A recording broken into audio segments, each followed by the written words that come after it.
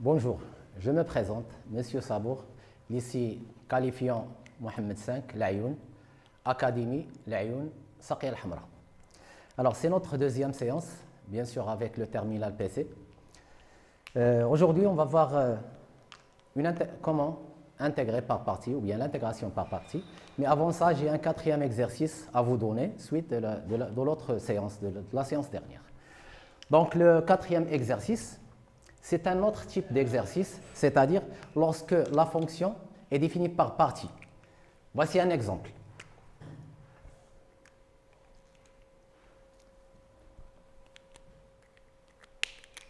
Exercice 4.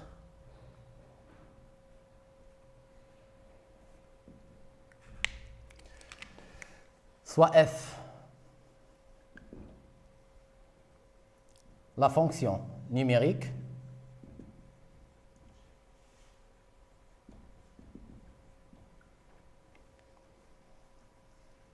définie sur R par f de x égale 2 plus ln de x sur x si x supérieur ou égal à 1. Et puis, 3x carré moins 1 si x est inférieur ou égal à 1. Alors, on va essayer de parler de l'intégrale de 0 à 2, par exemple, ou bien de 0 à e de cette fonction. Donc, pour parler de l'intégrale d'une fonction, on doit s'assurer que cette fonction est une fonction continue sur l'intervalle donné. Donc, c'est la première question. Ma première question est montrer tout d'abord que notre fonction est une fonction continue. Montrer que f est continue sur l'ensemble R. Deuxième question, calculer l'intégrale I,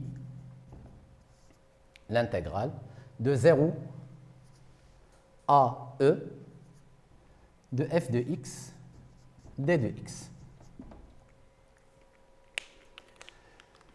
Alors, passons à la solution.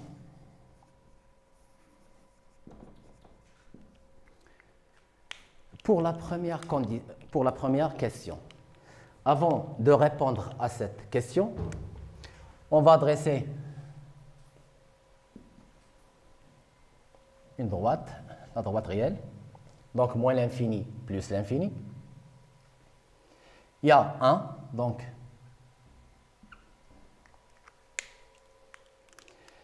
là, l'expression c'est 2 plus ln de x sur x.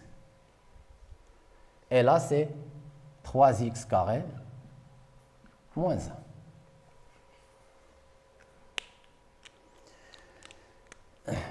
Alors, la première question. Montrer que f est continu sur R. Tout d'abord, je vais commencer par la continuité de la restriction de f sur l'intervalle moins l'infini 1, par exemple, ou bien 1 plus l'infini. Donc, étape 1. Étudions la continuité de cette fonction. Voici ce que je vais dire. La fonction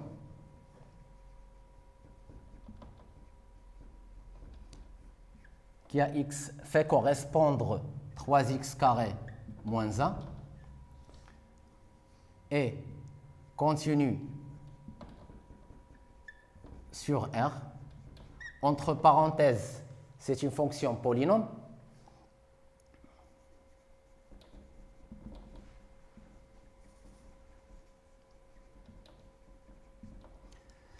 Donc, la restriction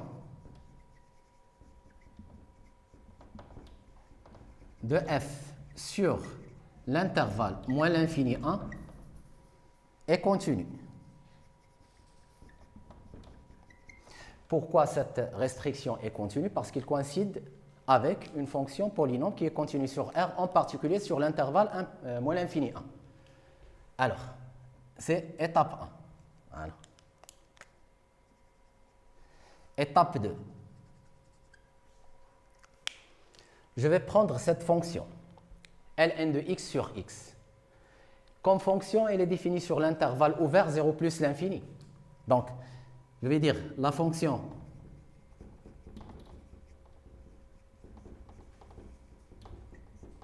elle est continue sur son domaine de définition parce que c'est le rapport de deux fonctions continues. Et continue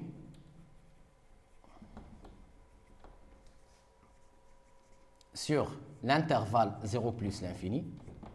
Donc, la restriction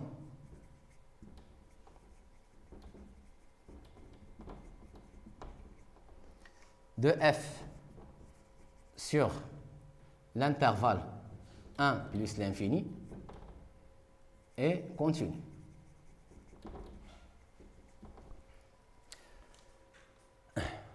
D'accord. Donc, première chose, on a étudié la continuité de cette restriction. Deuxième chose, c'est la somme des deux fonctions continues. Ici, j'ai parlé que de la fonction ln qui a x associé ln de x sur x, mais pour 2, c'est une fonction constante, donc c'est la somme des deux fonctions continues. Reste la troisième chose, la continuité en 1. Étudions la continuité de f en x0 égale 1. Donc, je vais commencer par calculer f de 1. f de 1, c'est ici que x peut prendre la valeur 1, pas là, x inférieur strictement à 1, x supérieur égal à 1, donc je vais remplacer x par 1 ici. C'est 2 plus ln de 1 sur 1, ln de 1 c'est 0, donc ça donne 2.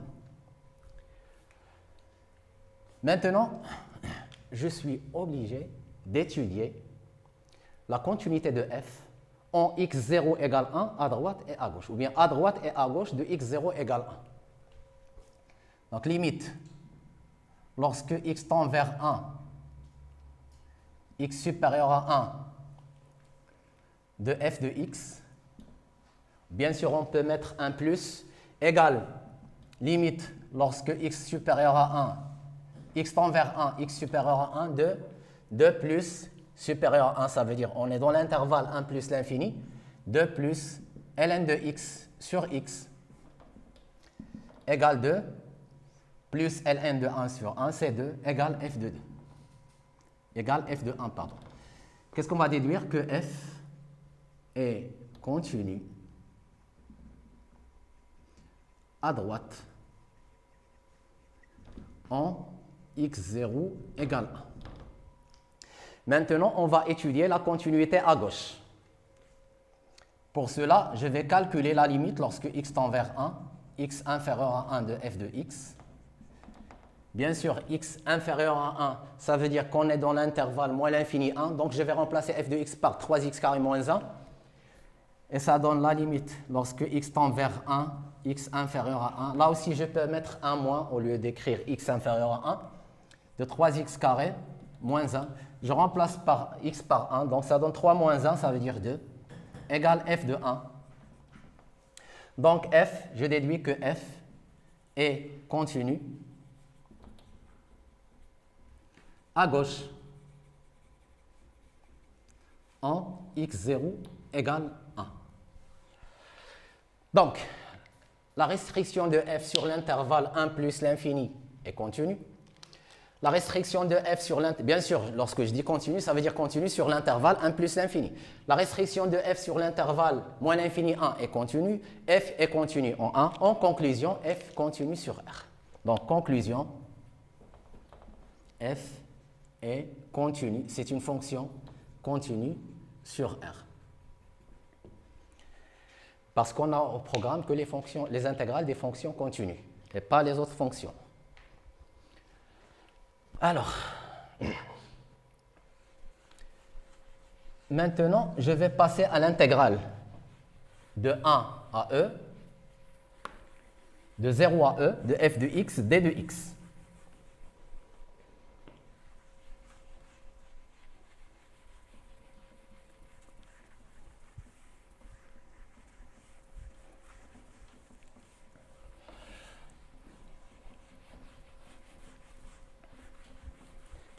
Et ça y est pour la continuité. Donc, j'ai le droit de calculer l'intégrale.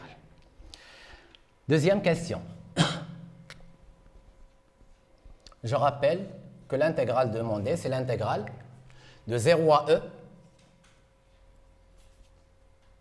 de f de x d de x. C'est l'intégrale demandée. Donc, là, on va utiliser la relation de Chasles. C'est l'intégrale de 0 à 1 de f de x d de x plus l'intégrale de 1 à e de f de x. Pourquoi 1? Parce qu'en 1, f a changé d'expression.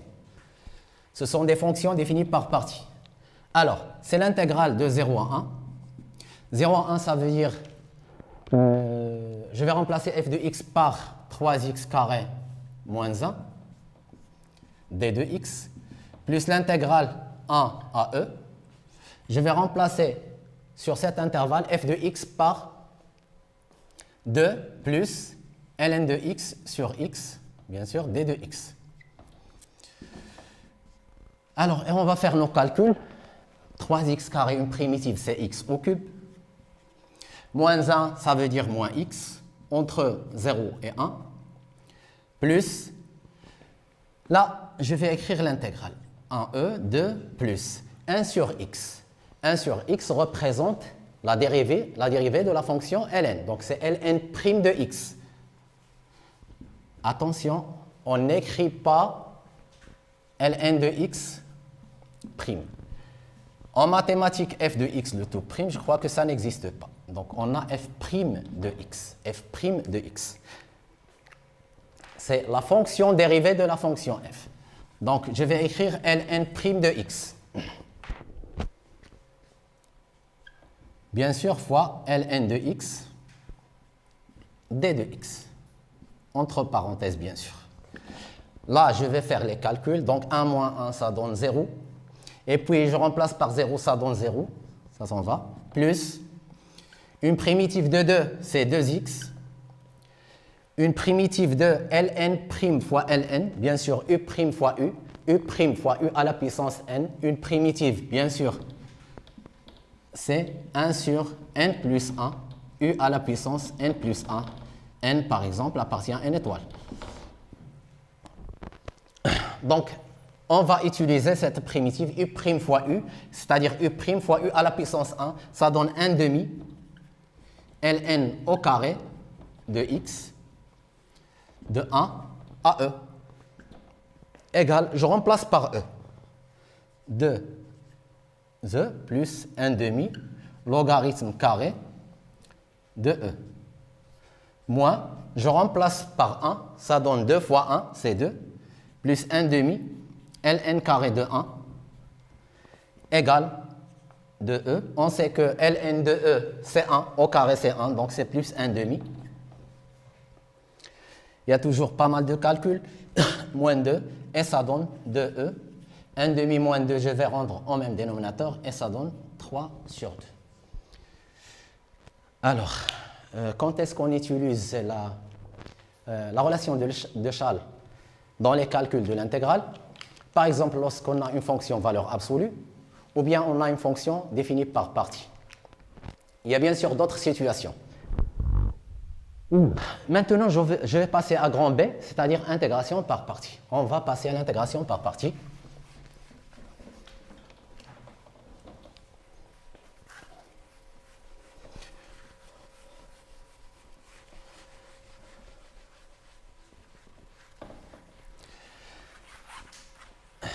Bien sûr, on sait que la définition de l'intégrale, elle est très faible, donc on fait à chaque fois appel à des techniques. Par exemple, la relation de Chasles, l'intégration par partie et d'autres techniques. Donc B, intégration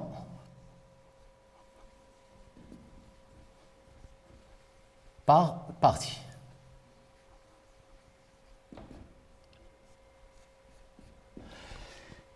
Bien sûr, je rappelle à chaque fois la proposition.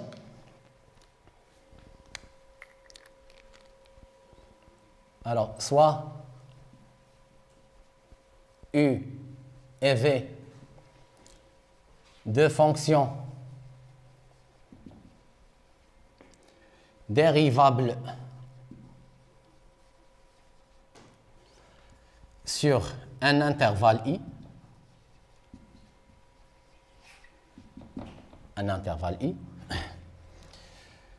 quel que soit AB appartenant à i au carré, l'intégrale, je vais l'écrire ici parce que je n'ai pas assez d'espace, l'intégrale de a à b de u de x fois v' de x d de x égale u de x fois v de x de a à b moins l'intégrale de a à b. Donc là, on a u v', ça devient u' de x fois v de x d de x. C'est la proposition. Alors pour la démonstration, il suffit de dériver le produit des deux fonctions, u fois v égale. D'accord, on va passer aux exercices concernant cette partie. Exercice 1.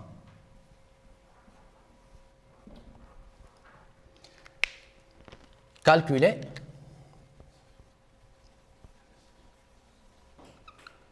l'intégrale j égale l'intégrale, par exemple, de 1 à e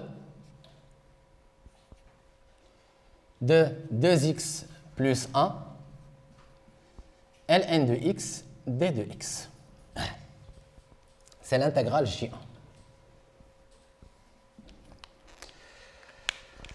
On passe à la solution.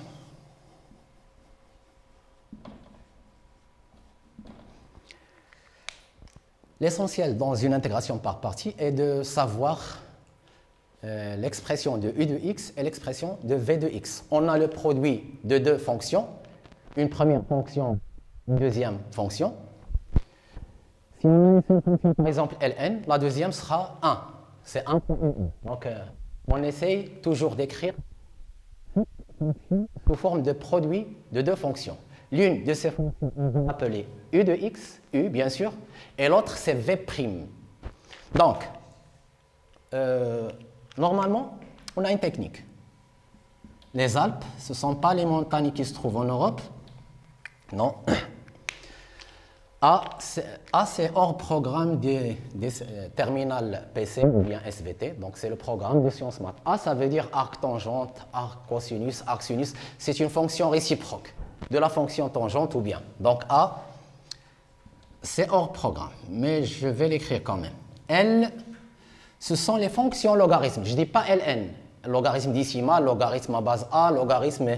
Souvent on travaille avec Ln de x parce que tous les autres logarithmes peuvent s'écrire en fonction de cette fonction ln. Donc c'est logarithme, ln, ou bien log à base quelque chose. P, ça veut dire polynôme. E, exponentielle. Et là, c'est une fonction trigonométrique, sinus, cosinus, tangente, quelque chose comme ça. Attention, ce n'est pas officiel ça, c'est une technique. Marqué l'expression de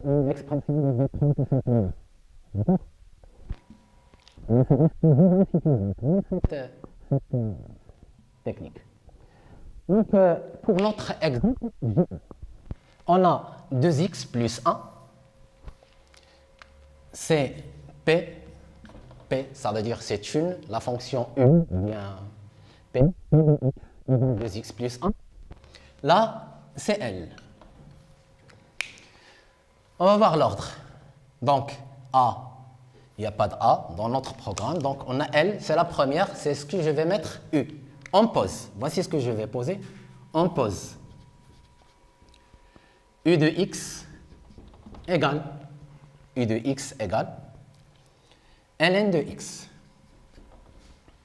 Et l'autre, c'est V'. D'accord? On essaie toujours de revenir ici, sur cette proposition. Donc, on pose u de x égale ln de x, v' de x, c'est 2x plus 1. D'accord. On a u de x égale ln de x. implique, on a une implication. Là, c'est l'implication. Parce que on doit absolument passer par le connecteur logique. Donc, U' de x, c'est 1 sur x. Pourquoi U'? Parce que on va essayer de passer de U à U'. Et on passe de V' à V. Donc, V' de x égale 2x plus 1. Attention, attention, attention. On n'a pas le droit d'écrire implication.